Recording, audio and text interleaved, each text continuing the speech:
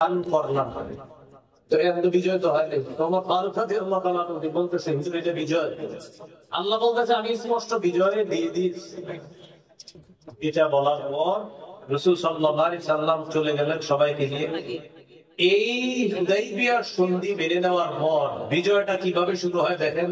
নবীজির চারিত্রিক বৈশিষ্ট্য গুণাবলী কাফেরদের সামনে নবীর ধৈর্য অবিচলতা দেখে বেঈমানরা দলে দলে মুসলমান হতে শুরু করে। এর 2 বছর পর মতামত আছে এখানে সময় নিয়ে নবীজি সাল্লাল্লাহু আলাইহি সাল্লাম মক্কায় চূড়ান্তভাবে মক্কা বিজয় করার জন্য রওনা করার মনস্থির করেছিলেন। এখানে কিছু ইতিহাস আছে। হাতিব ইবনে আবি বালতাআ রাদিয়াল্লাহু তাআলা আনহু তো নবীজি সাল্লাল্লাহু আলাইহি সাল্লাম এর পরে সব দল নিয়ে যখন মক্কায় আসার আগে ঈমান যারা ছিল লিডাররা তাদের অন্তরে আলাদা এক ধরনের ভীতি সৃষ্টি করে দেওয়া হয়েছে। আসার সময় আপনার কয়েকজন যারা আগে মুসলিম ছিল তারা মুসলমান হয়েছে এবং মক্কায় প্রবেশের আগে নবীজির শ্বশুর আবু সুফিয়ান রাদিয়াল্লাহু তাআলা তিনিও কিন্তু আপনার মুসলমান হয়েছে। আবু সুফিয়ান রাদিয়াল্লাহু তাআলা নবীজি মক্কায় আসলেন। আল্লাহ তাআলা যুদ্ধ বিগ্রহ কলহ বিবাদ রক্তপাত ছাড়াই মুসলমানদেরকে মক্কা বিজয় তো এই জন্য আল্লাহ আগে বলছে আমি বিজয় দিয়ে দিয়েছি আপনাকে বিজয় দান করলাম। আল্লাহ কিন্তু বলছে বিজয় দান করলাম নিশ্চিত মক্কা বিজয় হবে। নবীজি এসে বলেছিলেন আমার কাছে তোমরা কেমন আচরণ করো। তো নবীজি সাল্লাল্লাহু আলাইহি সাল্লামের কাছে তারা বলেছিল যে তোমার কাছে তো আমরা এই ভালো ভালো আচরণ করি কামনা করি। রাসূল সাল্লাল্লাহু আলাইহি সাল্লাম বলেছিলেন আবু সুফিয়ানের ঘরে যারা যাবে তারা নিরাপদ, অমুক জায়গায় যারা আশ্রয় নিবে তারা নিরাপদ। 6 জন ছাড়া, কোন বর্ণনায় 9 জন, কোন বর্ণনায় 11 জন ছাড়া সকলকে সাধারণ ক্ষমা ঘোষণা করে দিয়েছে। যাদেরকে ক্ষমা করা হয় নাই এর মধ্যে আপনার আবু জাহেল তার সন্তানও ছিল ইকরামা ইবনে আবি জাহেল।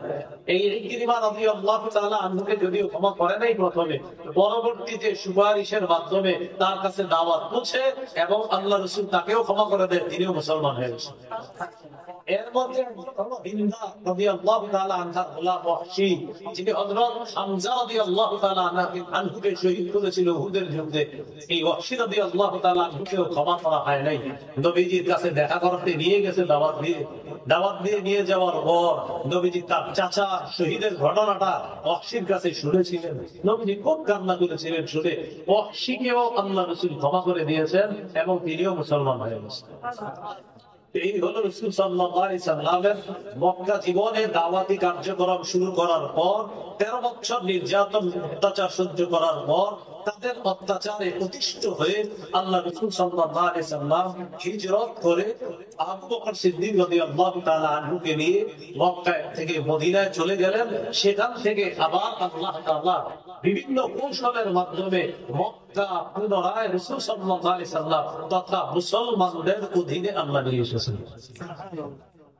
আনার পর সাহাবায়ে কেরাম মনে করলো অনেকে নবীজি মনে হয় আর মদিনায় যাবে না মক্কা বিজয়ের পর।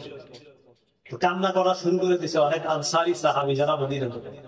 তাদের কান্না দেখে নবীজি সাল্লাল্লাহু আলাইহি সাল্লাম বলেছিলেন না আমি মদিনায় ফিরে যাব, মদিনায় আমার থাকা হবে, সেখানেই আমি যাব। মক্কাও ভালোবাসি মদিনাও ভালোবাসি। নবীজি সাল্লাল্লাহু আলাইহি সাল্লাম মদিনাকেই বেছে নিয়েছিলেন। মদিনাতেই তার ইন্তেকাল হয়েছে। আম্মা জান আয়েশা সিদ্দিকা রাদিয়াল্লাহু তাআলা আনহার ঘরে এখানেই নবীজির ইন্তেকাল হয়েছে। এখানে আল্লাহ রাসূল সাল্লাল্লাহু আলাইহি সাল্লামকে দাফন করা হয়েছে। এই হলো মোটামুটি ভাবে কিভাবে হিজরতের প্রেক্ষাপটটা তৈরি হয়েছিল। কষ্ট ইত্যাদি নির্যাতনের মাধ্যমে প্রেক্ষাপট তৈরি হয়। এরপরে হিজরত করেন। হিজরত করার পর আবার মক্কা আল্লাহ নবী এবং সাহাবীদের অধীনে নিয়ে আসেন।